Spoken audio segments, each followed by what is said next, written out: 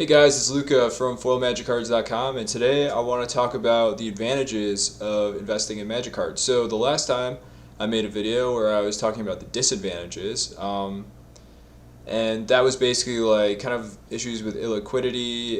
It can be hard to sell many copies of the same card at once. Also, it can be difficult to unload stuff. You know, if you sell a stock, you kind of like you're getting close to 100% of the value of the stock. But if you're selling a Magic card, there may be certain fees associated with TCG Player, eBay, etc. So those are some of the disadvantages of investing in Magic cards. Today I'm going to talk about the advantages. Now, interestingly enough, a lot of the disadvantages come with the fact that you're dealing with a smaller market. So because it's a smaller market, it's going to be a less efficient market. There's going to be higher transactions costs, and there's going to be more issues in terms of illiquidity. For example, I have a lot of these graded cards, graded foils, right? So we have these graded BGS or CGC foils. These are not easy to sell in the sense that you can't just, I want to sell this, find a buyer right away.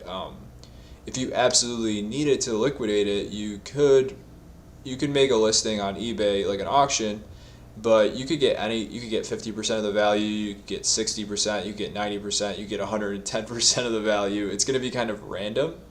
So you don't have that kind of like guaranteed way to liquidate these sorts of things. I mean, these are probably, of all the Magic cards, are some of the more illiquid ones compared to, if it's like a standard staple or like an EDH staple, it's going to be more liquid. But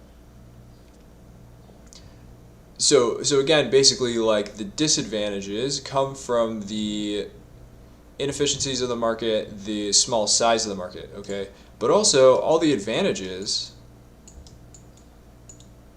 of investing in Magic cards also comes from the fact that it's a small market.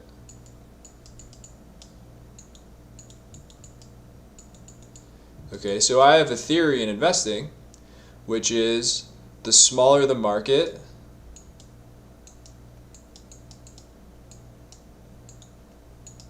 the bigger the returns.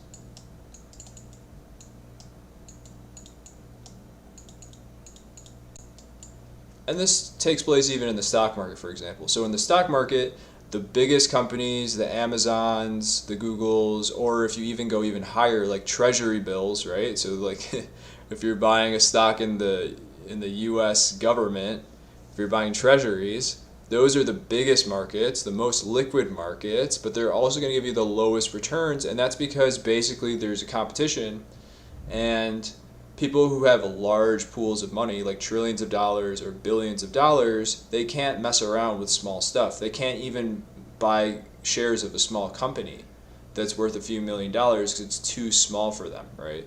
So in general, the bigger the market is, the more competitive it is, the more it is used as a source of really, I've got a bunch of money and I want to invest it in a diversified way. I'll buy anything that's big enough kind of situation.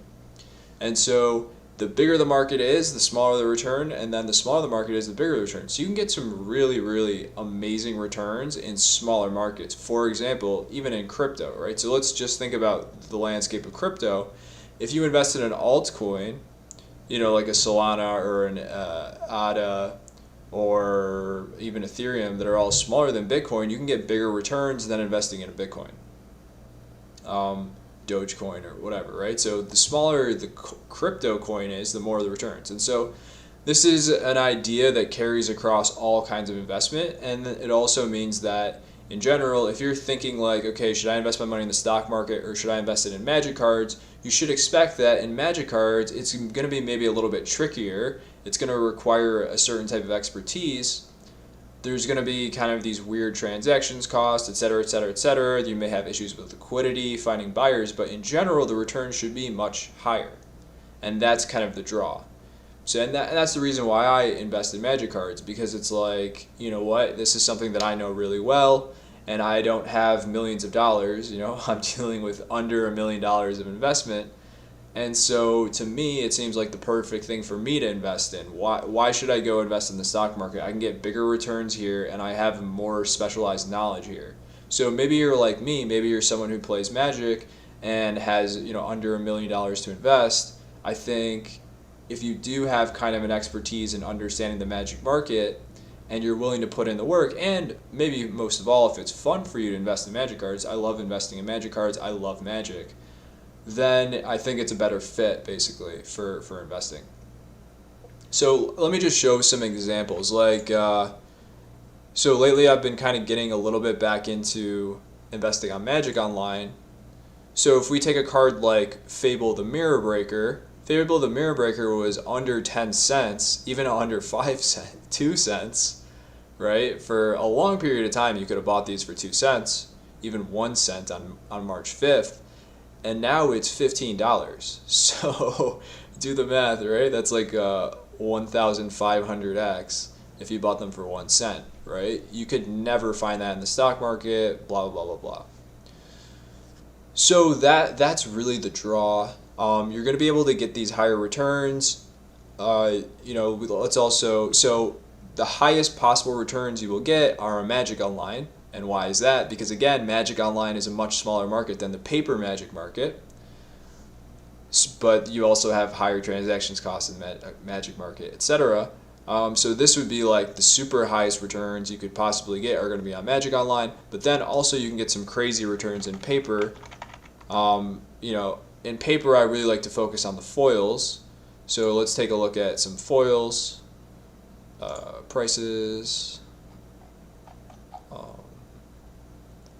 legacy vintage. Yeah, let's even look at prophecy. So I'm going to look at the whole set in foil. Main set foils and tabletop.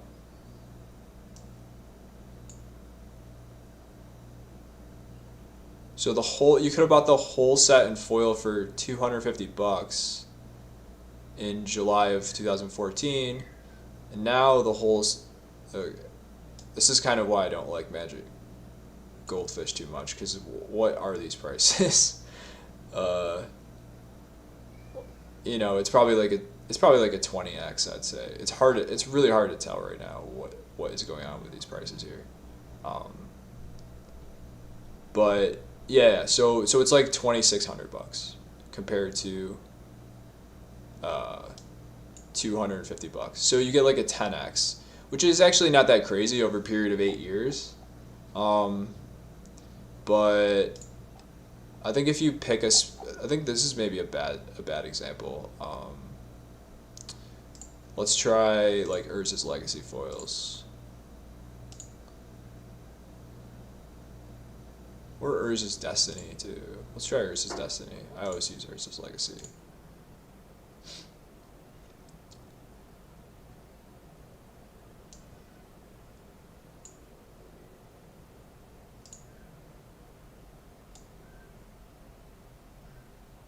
So if you were to go to July of 2017, it's like $1,400 for a full foil set, and now it's like $12,000 for a full foil set, right?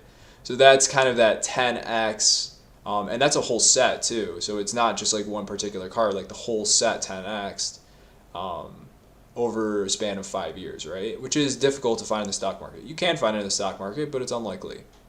So I don't want to ramble on too much. I think that really should be the draw of investing in Magic. It should be a lot of fun because you love Magic. It should be more lucrative because you know more about Magic than you know about stocks, right? Because if you've been playing Magic your whole life, you've got this specialized set of knowledge that other people don't have. Whereas, if you're trading on against people on Wall Street, then you're dealing with you're basically playing against professionals who've been doing that their whole life. So it's more fun, you're more specialized, you have the more specialized knowledge, and you can get higher returns because it's a niche market, it's a smaller market, and in general, the smaller the market, the more your returns. So hopefully this video was helpful, and I hope to see you guys in another video.